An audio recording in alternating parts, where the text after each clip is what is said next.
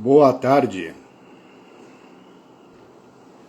Estamos online, Escola Livre de Filosofia, para mais uma atividade relacionada com a filosofia. Vamos convidar a nossa palestrante de hoje, Marcela Variani. Um momento.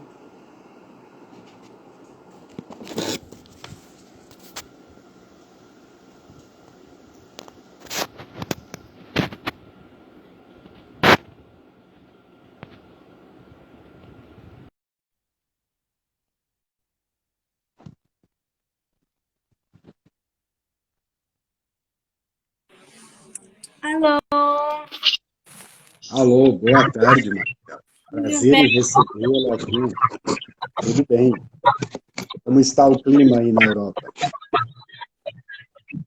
Aqui tá fazendo um frio já, é noite, já são 8 horas, já tá bem escuro e começa a fazer frio. Então eu tô aqui toda abrigada. Muito Feliz obrigado de... por ter aceito o nosso convite para conversar hoje. Você vai falar hoje sobre as expressões e filosofia para crianças, o amor como fundamento do aprender mantanológico. Muito obrigado. Marcela Variani, vou te apresentar então. Marcela Variani, filósofa formada pela PUC, Porto Alegre, pedagoga da expressão pela Università degli Studi di Roma III, na Itália, mestranda em filosofia para crianças pela Universidade dos Açores, e uma pessoa extremamente estudiosa e que se aventura pelo mundo buscando aprender sobre a condição humana. Marcela, muito obrigado por estar aqui. Estamos também aguardando outras pessoas que pretenderem participar da nossa atividade. Nesse horário, é mais provável que ela fique gravada para que outras pessoas assistam depois. E a palavra, então, é sua. Tá? Depois, quando as pessoas forem enviando as suas perguntas, né, eu te retransmito. Querido professor, eu agradeço muito por estar aqui hoje. Estou aqui também por causa de ti, pela grande inspiração que tu foi e ainda é para mim, por todo o acompanhamento desde a graduação na PUC até hoje, né, sendo meu co-orientador da tese de mestrado. Então é realmente algo que me preenche muito estar aqui hoje e poder falar disso que foi algo que eu escolhi fazer na vida pelas grandes pessoas que me inspiraram. E dentre essas pessoas estás tu. Obrigado.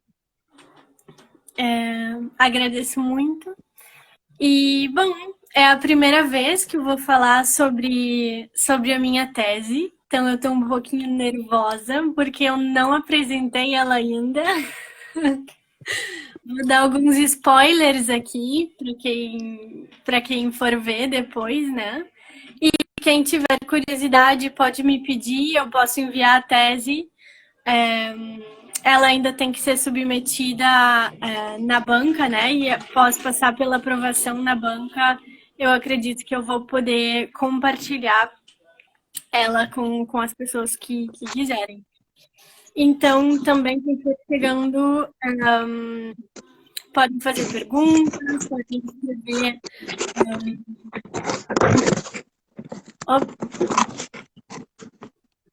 Escuta alguns ruídos. Eu estou reposicionando para que tenha um sinal melhor de wireless para nós, tá? Sim, o meu Wi-Fi pode cair também, então já deixo avisado que se travar foi o Wi-Fi, que às vezes cai.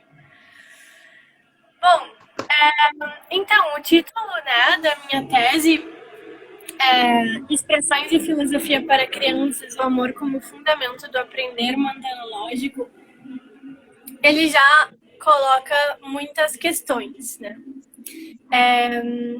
Expressões de filosofia para crianças são as duas grandes áreas nas quais essa tese se insere e é realmente desafiador falar sobre isso, porque a área das expressões, né, entendida como as expressões artísticas, assim como a filosofia para crianças, ela ainda não é tão explorada. Então, escrever sobre tudo isso, para mim, foi realmente foi desafiador e foi tentar traduzir, né, no papel um pouquinho de todas as experiências que eu vim colhendo durante esses anos, desde quando eu comecei a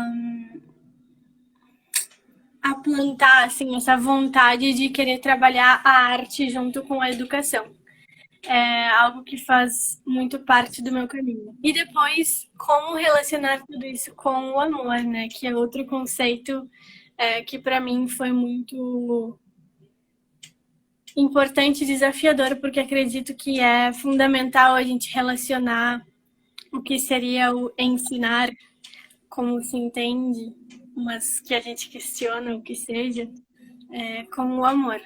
Acredito que falta muito ainda a gente aprender a ensinar com amor e aprender o amor.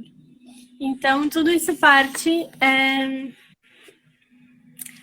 disso, parte de uma busca que se trata de uma busca minha, assim, que se trata de uma construção de um sentido para a vida que eu realmente desejo compartilhar com os demais e que eu espero poder deixar algo de bom no mundo através disso, né? É o nosso propósito.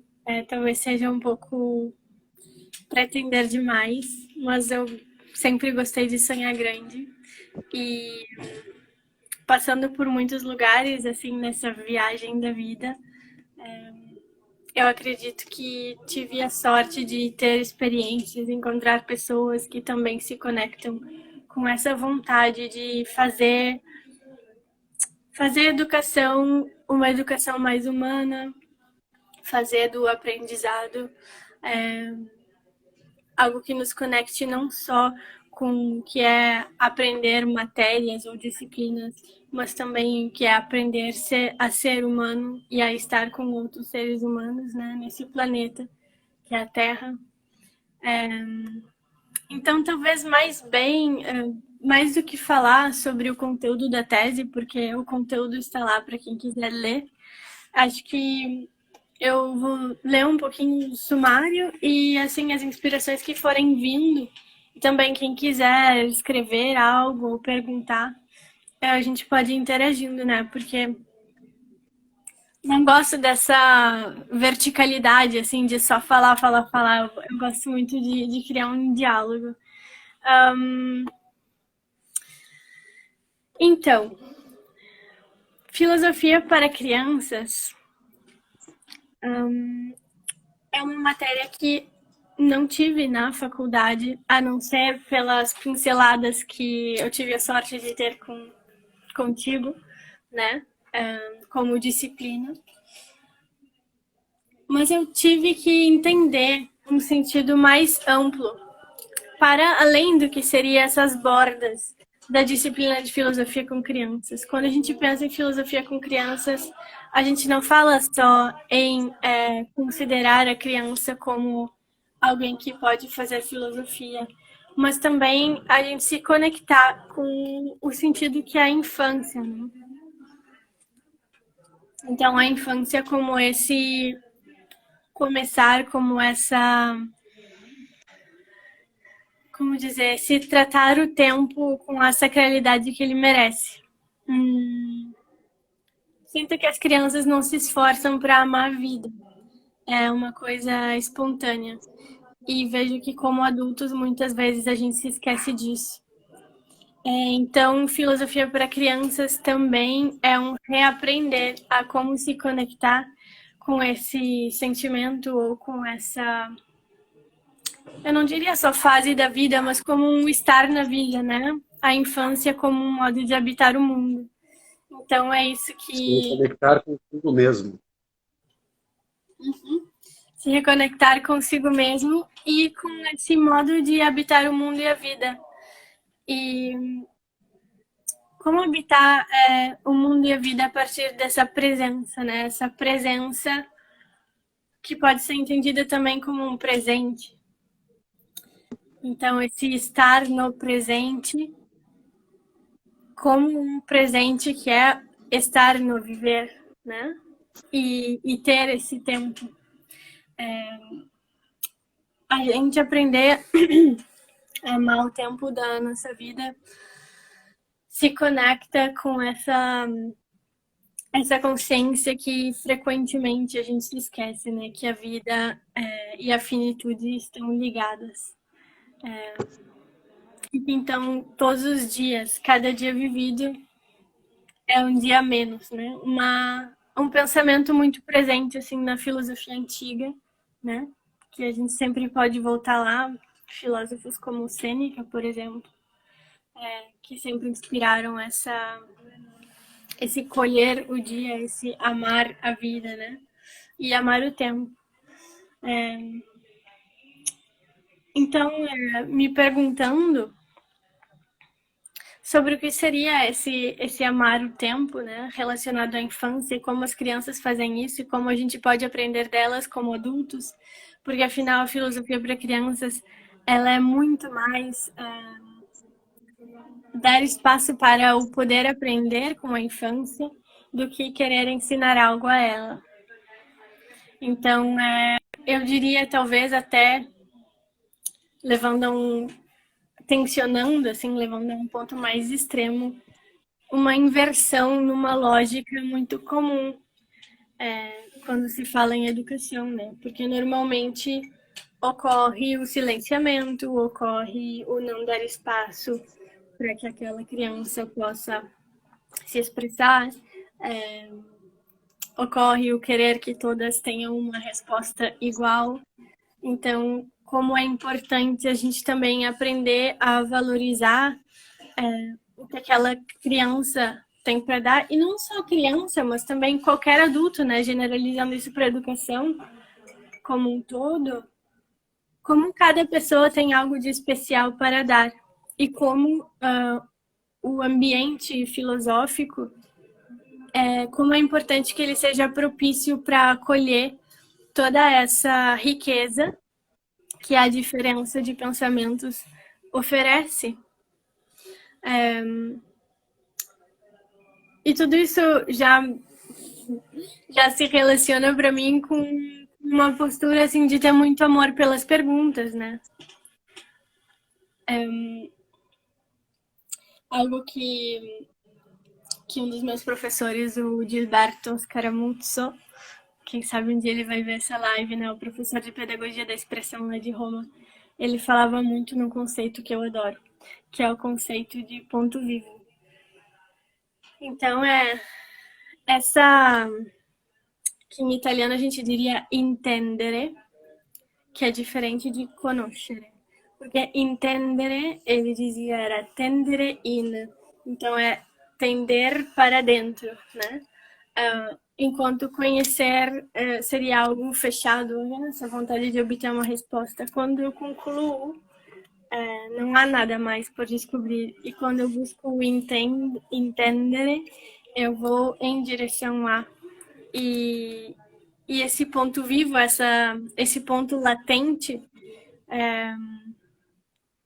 ele se liga a esse entender, essa vontade de seguir, né? Então, também se conecta com o amor pelas perguntas, que é muito presente na filosofia. E por que não na infância? Porque a infância, ela vive fazendo perguntas, né? Bom, a gente sabe, né? Quem tem crianças na família, a famosa fase dos porquês, que infelizmente depois se perde, mas que é muito legal brincar assim, e aproveitar essa fase quando realmente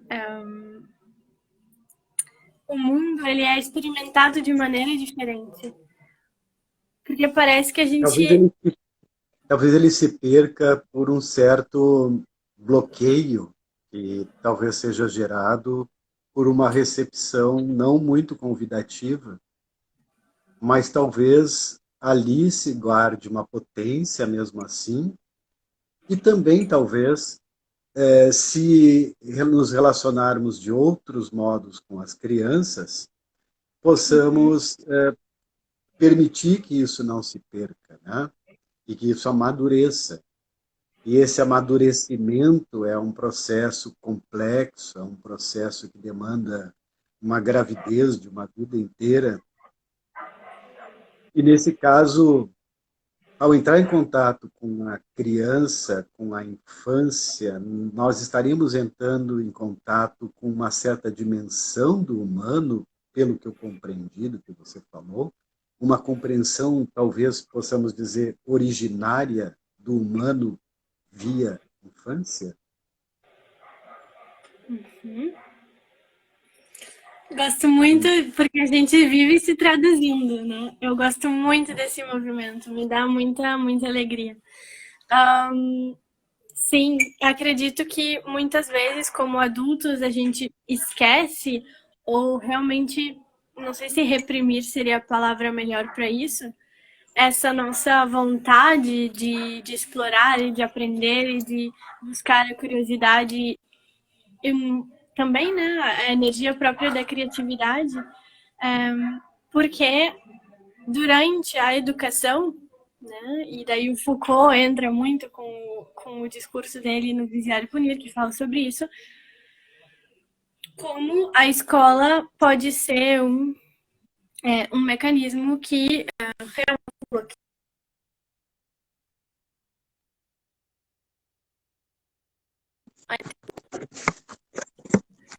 bloqueia essa nossa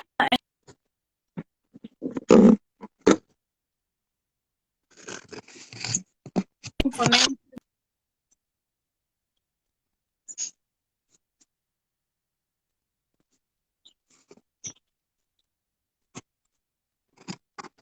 Creio que a conexão Wi-Fi talvez esteja falhando aí um pouquinho.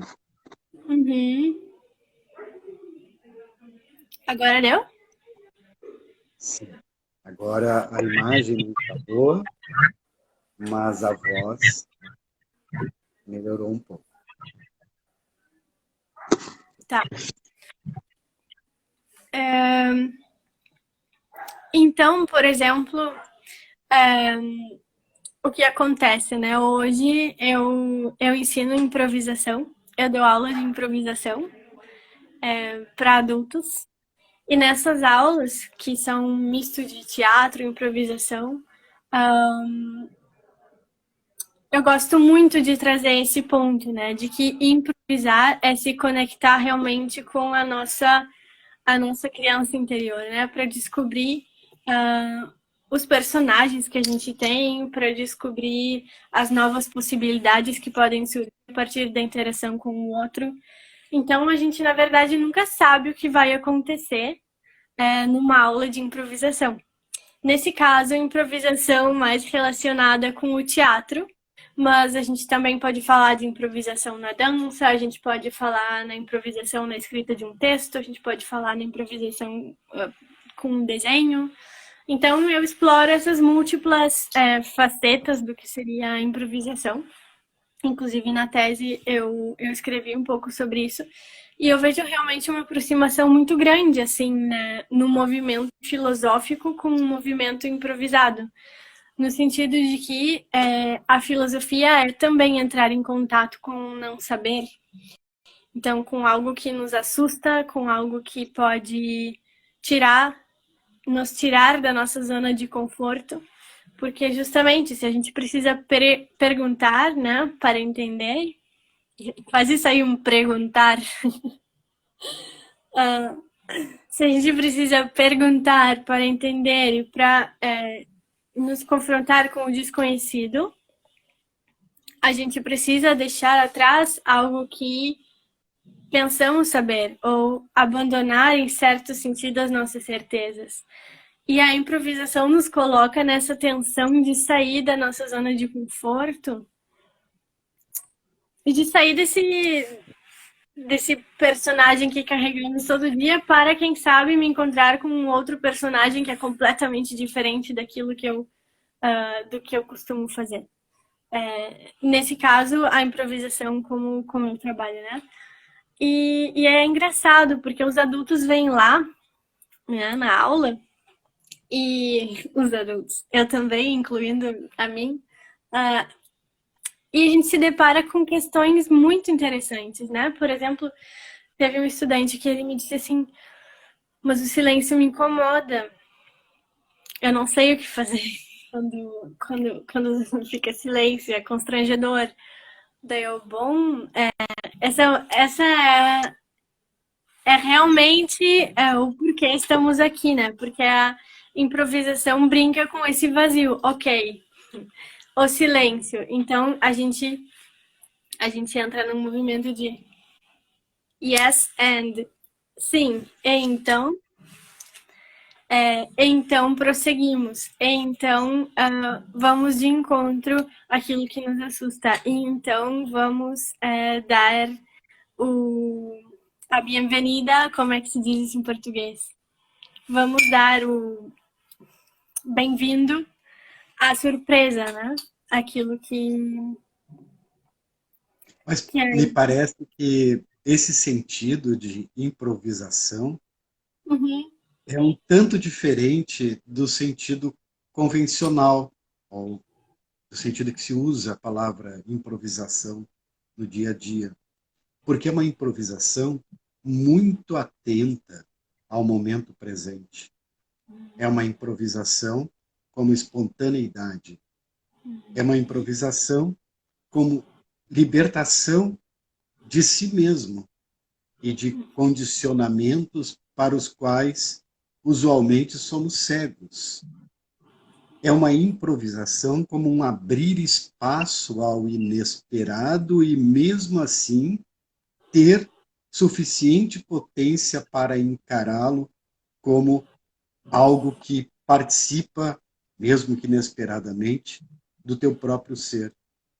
Essa improvisação é um ato de coragem e, ao mesmo tempo, um ato de humildade, porque é um aceitar-se, né, dentro do não sabido, é um aceitar-se, inclusive na falha, no incompleto, naquilo que provoca riso, no possivelmente até patético, muitas vezes, Sim. trazendo de volta uma experiência que nos cala para além do silêncio convencional da não-voz, mas de um silêncio, pelo que eu percebi do que você me disse antes, que anuncia uma voz originária e que, para isso, necessita transbordar da voz cotidiana já tão comum e tão falante que dela não se escuta mais nada. Há um sentido de uma outra relação com a linguagem, de uma outra relação consigo mesmo, e improvisação, infância, o originário da linguagem estão aqui dialogando.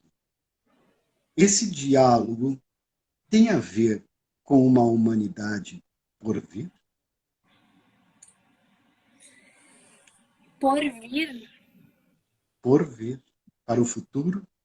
Para um futuro mais maduro da humanidade, porque mais próximo da infância também, a um futuro que anuncie possibilidades inusitadas à nossa condição, a um futuro compassivo, a um futuro com dignidade, ao atravessamento da crise que estamos vivendo hoje, com esperança.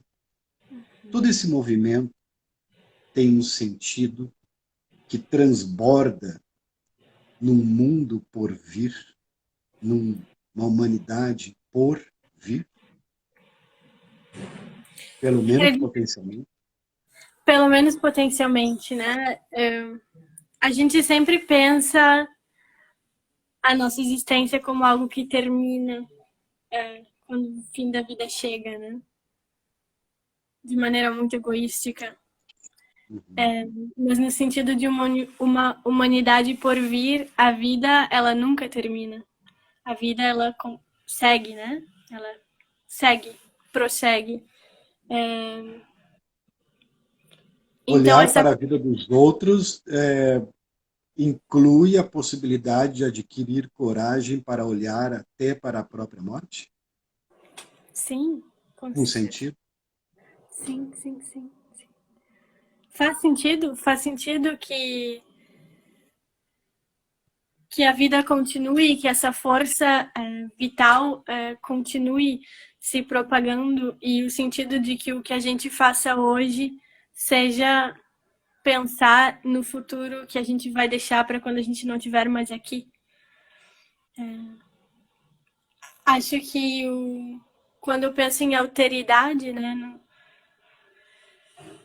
nessa considerar o outro é quase como é considerar a mim mesmo. Não vejo uma separação. Não, como eu vou separar? Como eu vou separar?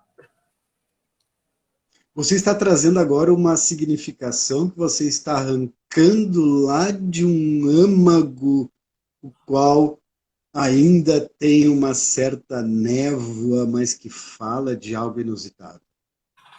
Há algo entre você e todos os outros seres humanos que a gente tem que falar metaforicamente nesse ponto.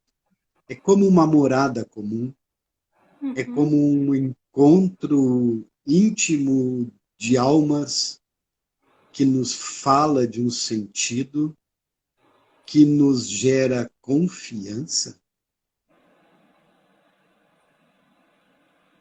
Sim. uma confiança tal que você agora pode se sentir de fato em paz existindo. Uma confiança no tempo, né? Uma confiança na vida mesma, uma confiança de que aquilo que eu estou fazendo hoje tem um valor e tem um sentido. E por isso eu posso ficar tranquila sobre o que virá, porque isso conta, porque é valioso, porque se compartilha com os outros. Porque não teria sentido se fosse algo individual, não teria sentido se fosse para viver tudo isso sozinho, não? A Creio. raiz do eu é o nós.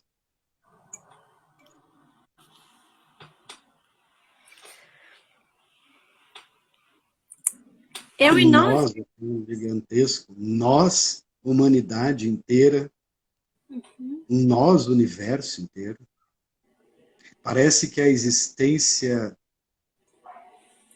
da consciência no universo não só é algo que ocorre no universo, mas é algo como se o universo corresse dentro disso, que ressignifica o cosmos, que ressignifica a existência, tem um sentido metafísico.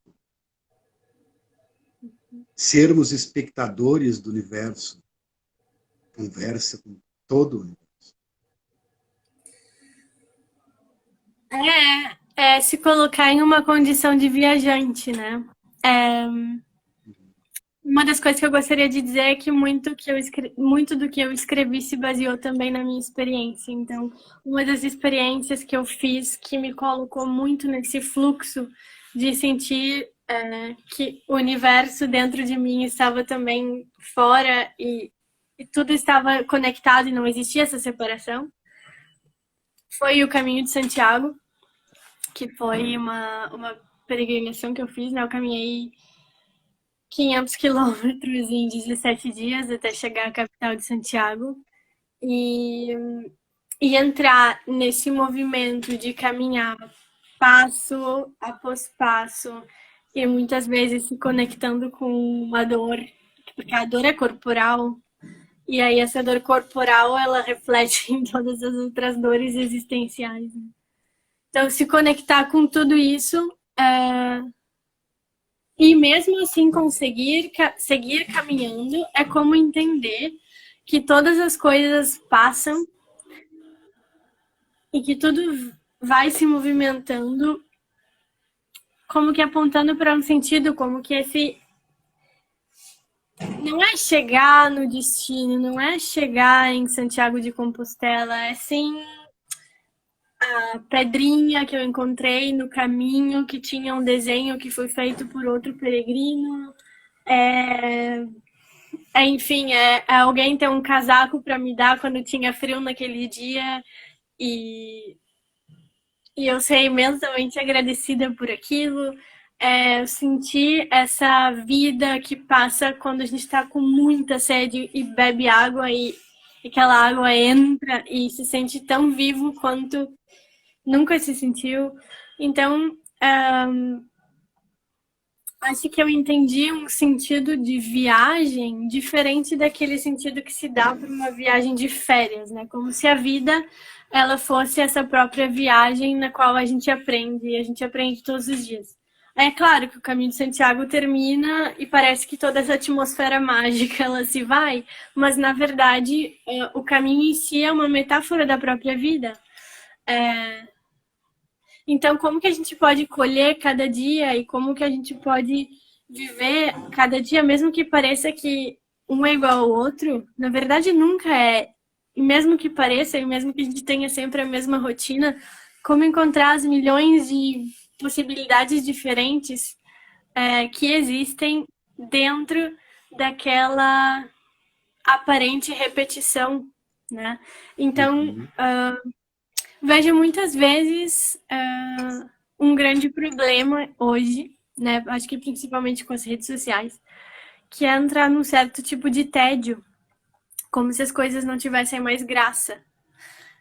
Principalmente as crianças hoje, né? Cada vez mais na frente das telas. Parece que a gente não é contente mais porque vê o sol, porque vê as plantas. E eu lembro disso no caminho mesmo, né? Quanto era bonito ver as diferentes paisagens, quanto era bonito entrar no meio de um bosque com toda aquela natureza fora, que é algo tão grande pela qual a gente fica quase sem palavras. E aí,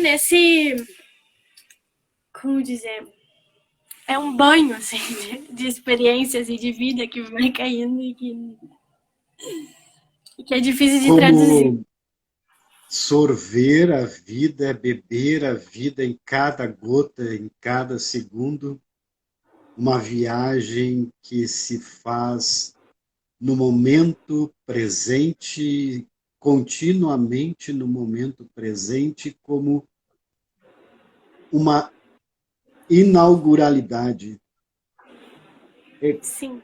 Comungar com a inauguralidade do universo, entrar em comunhão com o mistério que nos cerca, de algum modo se entregar ao presente de estar existindo, poder chorar de tanta alegria por dentro, de gratidão por ter ganho esta vida, por ter tido a oportunidade de dar esta vida aos demais, de fazer deste tempo uma obra de arte a cada instante e perceber que a cada instante há infinitamente mais para sentir que não cabe em ti.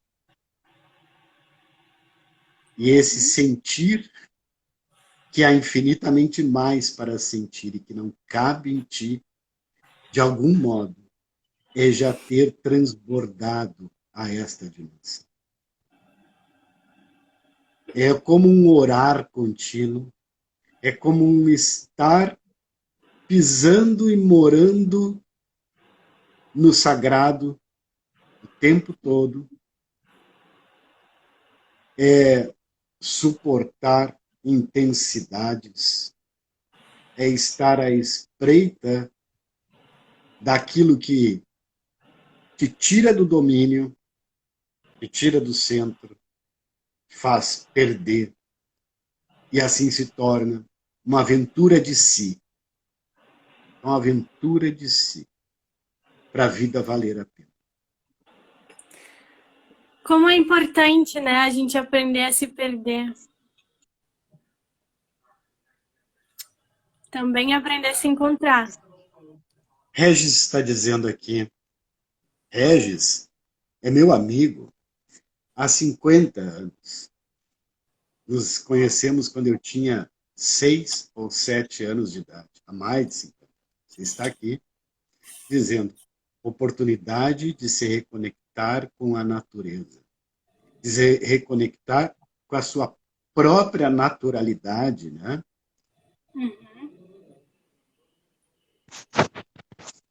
Mas o que tem a ver essa palavra mantanologia? Que caminho está sendo indicado aqui?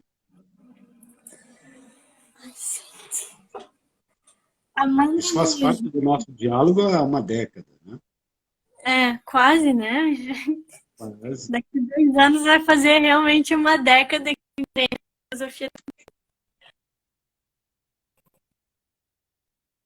rápida.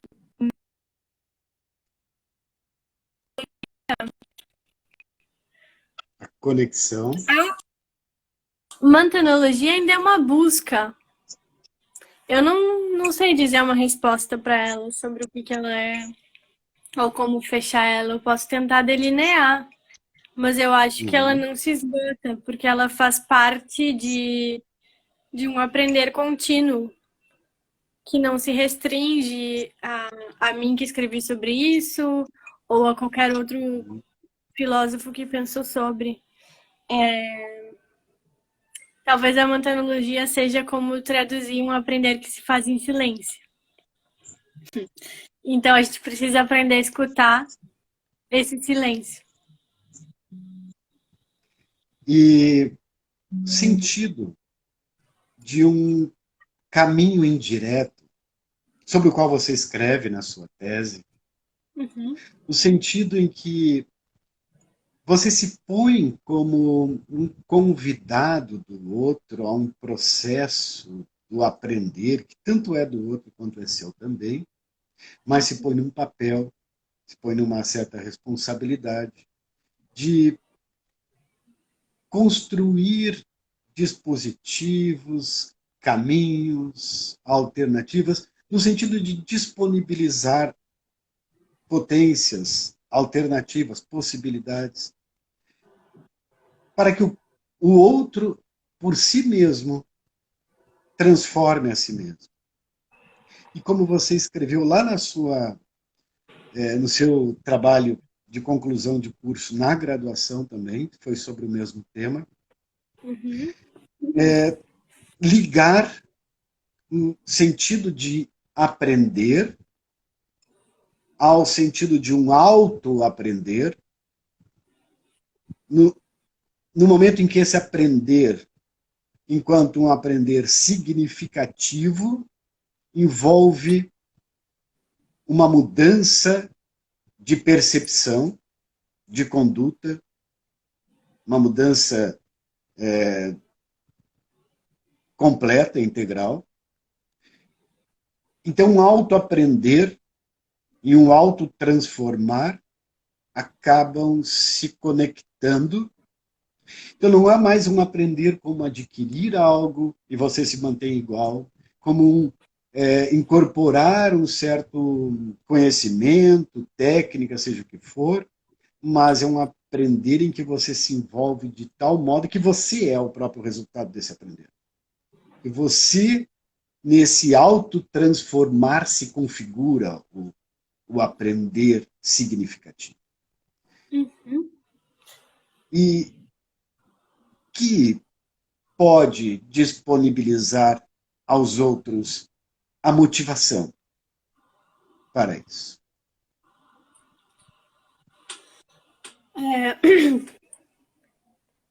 Eu escrevi essa tese a partir do ponto de vista de alguém que é um professor.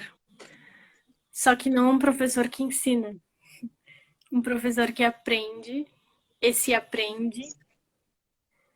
Uhum. E um professor que, no seu ato de ensinar, engloba este tipo de aprender do qual tu acabou de falar, né? Então, o aprender, que é um aprendizado significativo, que é um aprendizado que é capaz de ressignificar aquilo que a gente entende como a nossa existência e que por isso se liga com o conceito de vivência, né? Então, a vivência sendo uma experiência significativa capaz de ressignificar todo o horizonte do viver, ressignificar também o tempo. Então, como a gente encontra motivação para querer realmente viver isso, né? Para se desafiar, se autotransformar. Se E tornar um laboratório de criações, de possibilidades, sendo você o sujeito e ao mesmo tempo objeto desse processo. talvez mudando a pergunta um pouco para o que uma colega refletindo também comigo esses tempos, a gente chegou numa frase muito legal e muito bonita, né? Dar espaço ao infinito que nos atravessa. Isso não pode dar medo?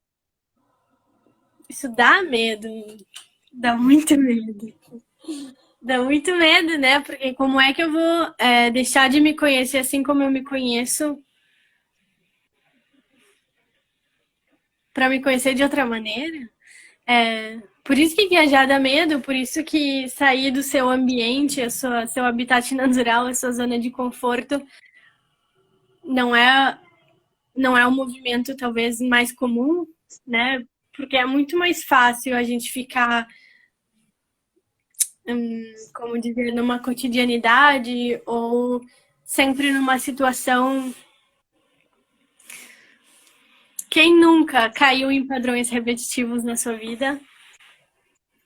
Escondido na casca de um caramujo. Sim. Mas veja só que interessante, que como você acaba poeticamente, né, traduzindo o seu sentimento desse modo, que muito mais do que o medo, se trata de olhar para o medo de ter medo. Muito mais que olhar para o medo, olhar ainda para uma camada mais profunda, em que o medo de ter medo é que começa a se dissolver. E o medo está lá. Mas você pode olhar para ele agora, sem medo de ter medo. E talvez isso tenha a ver com coragem.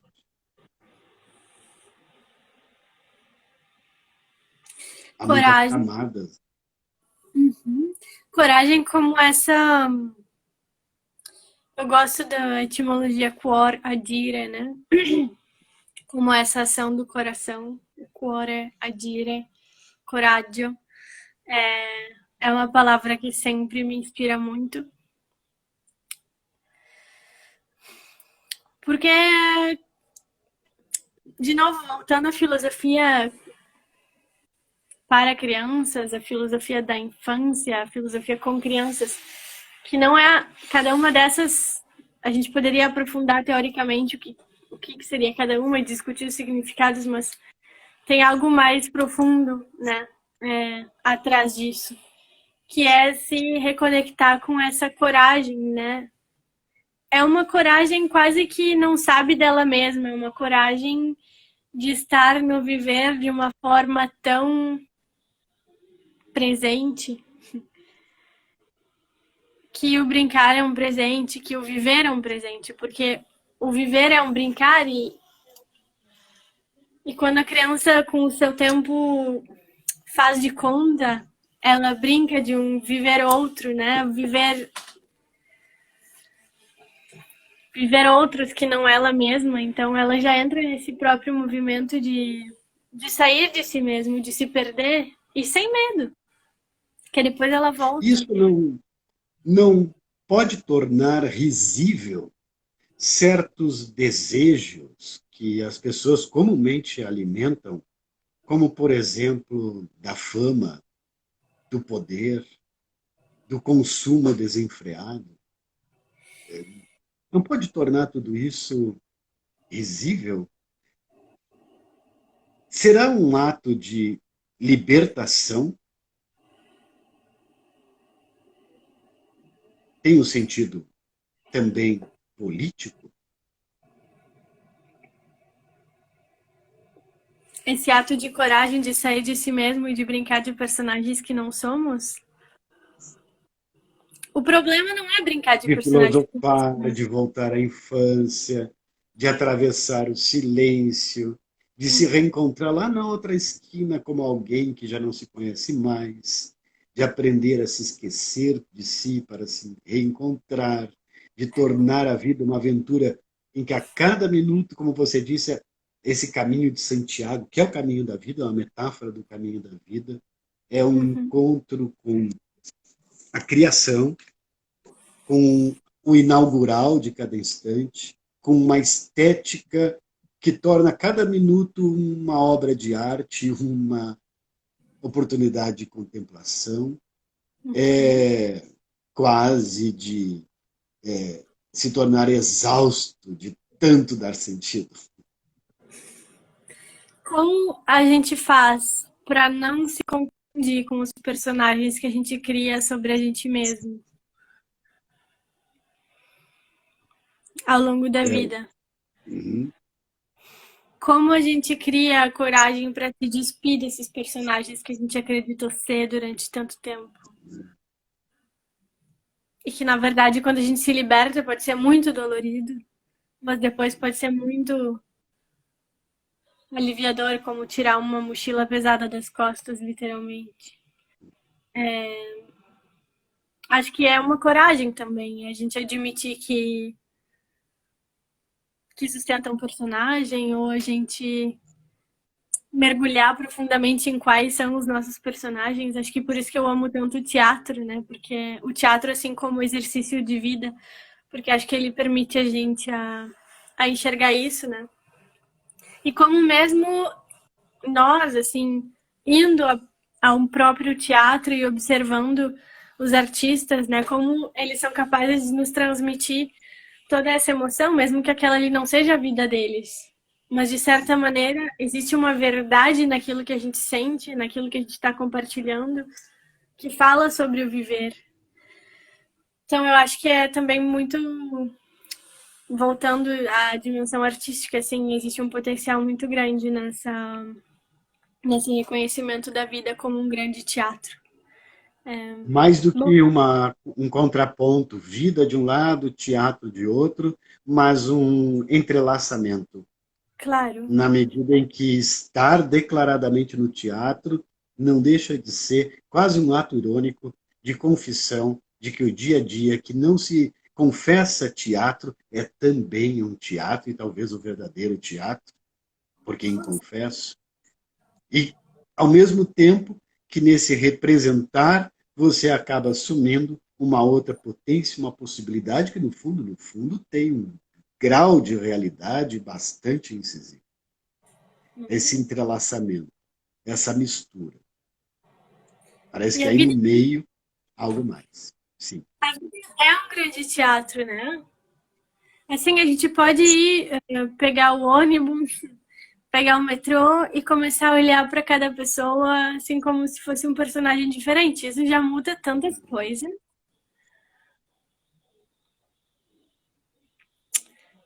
Ou pode dar um tom de que uau, que grande brincadeira é tudo isso, né? E como a gente se leva tão a sério. O que é, o que é mais irônico ainda, assim, ao pensar E em quantas nesse, possibilidades existem. Hum? uhum. E nesse sentido, tem uma palavrinha ali no título, tanto da sua tese quanto da apresentação de hoje, Uhum. que, que é uma palavra sobre a qual todos falam, mas quando querem compreender o que significa, todos calam, que é a palavra amor. Como então, já que temos poucos minutos aqui para finalizar a nossa conversa, como se entrelaça isso? Como se liga isso? O aprender como um aprender significativo, esse caminho em que a vida se torna aventurosa e uma certa obra de arte, esse encontro com o sagrado, que é também um encontro com a existência. Como o amor entra dentro disso? Como o amor parece que está no núcleo de tudo que você está pensando? De que amor você Então, para falar de amor, talvez eu traga um exemplo para falar do amor no geral. Vamos falar do amor que é o amor que normalmente pensamos quando pensamos em amor, né? O amor por outra pessoa. Acho que o amor pelo outro, ele termina quando eu concluo o outro. Quando eu penso que eu não tenho mais nada a aprender daquele outro. Então, o amor como esse contínuo movimento de tendere in, sabendo que eu não posso concluir o outro em uma resposta, porque senão aquilo termina, né?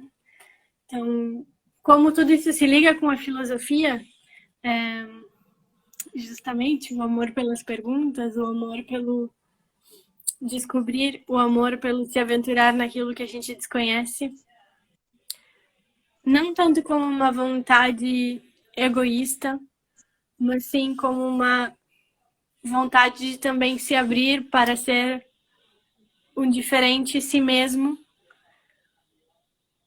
porque eu só posso permitir que esse movimento aconteça no outro na medida em que eu também estou aberta para me desconhecer daquilo que eu E o amor, conhecia. então, o amor exige também um aprendizado da solidão? Sim, exige.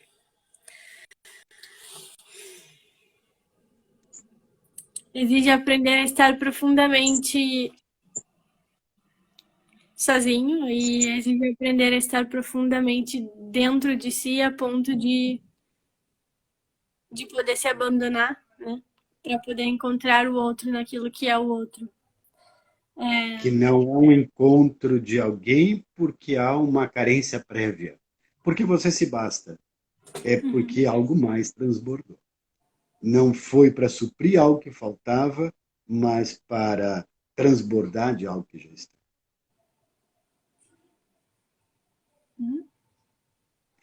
E aí é uma beleza quando isso acontece, né? Quando duas solidões se encontram, porque eu lembro do querido professor Pergentino Pivato que dizia sempre que um eu era um abismo diante de outro eu. Então, quando essa soma acontece, ela não é uma soma, ela é inesgotável, ela é profunda, né? É bonito esse encontro. E eu lembro também de um diálogo que eu tive com o professor Giuseppe Ferraro, um outro querido professor no qual eu me baseei muito, né? Ele escreveu o livro dele, La Memoria dell'Amore, que eu usei bastante na minha tese. E eu falei assim, professor, tem vezes que eu me bloqueio e eu não consigo escrever. Como o senhor faz para escrever tantos livros e assim com tanta inspiração? Porque parece uma fonte inesgotável. Eu não sei com quem você se conecta, como você faz. E ele disse: qualquer vez que tu não conseguir escrever, é porque tu tá cheia demais de ti mesmo. Tu precisa te esvaziar de ti para conseguir escutar.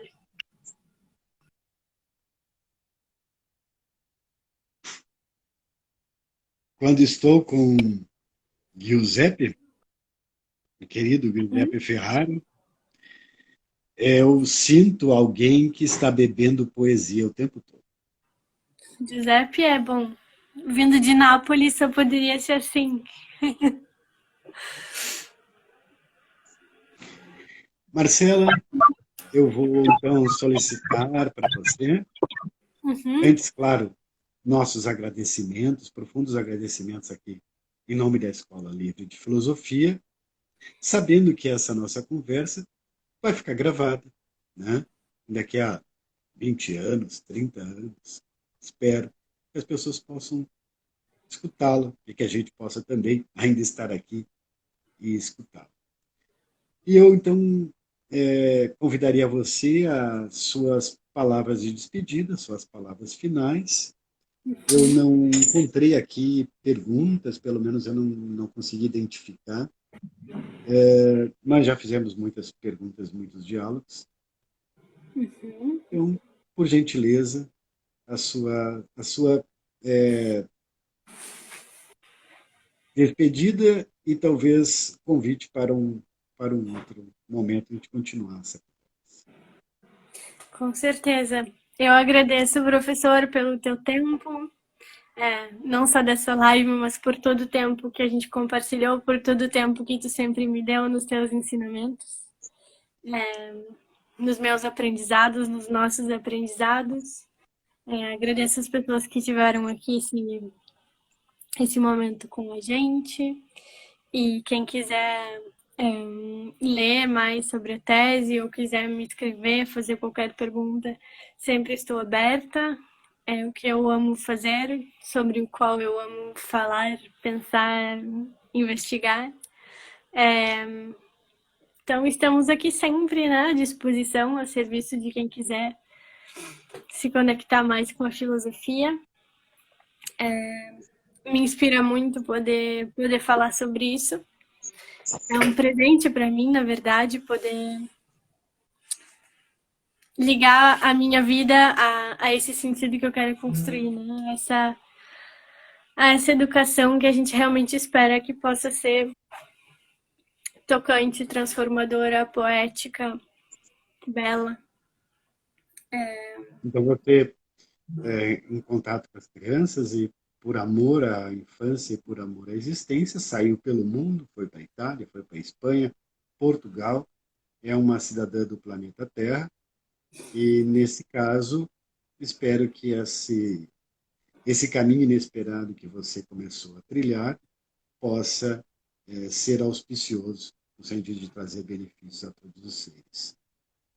Muito obrigada. Com relação à tua tese, é que é ao mesmo tempo uma tese, é conceitualmente, né, bastante consistente, arquitetada, mas também é poética, né?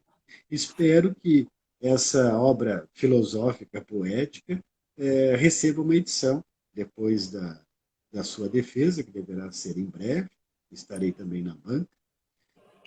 E obrigado por sua existência, obrigado pela existência de todos que estiveram aqui hoje e compartilhem com nós o mistério da vida. Obrigada a todos e boa noite. Boa tarde para o Brasil. Boa noite para você, boa tarde para os brasileiros. Até mais.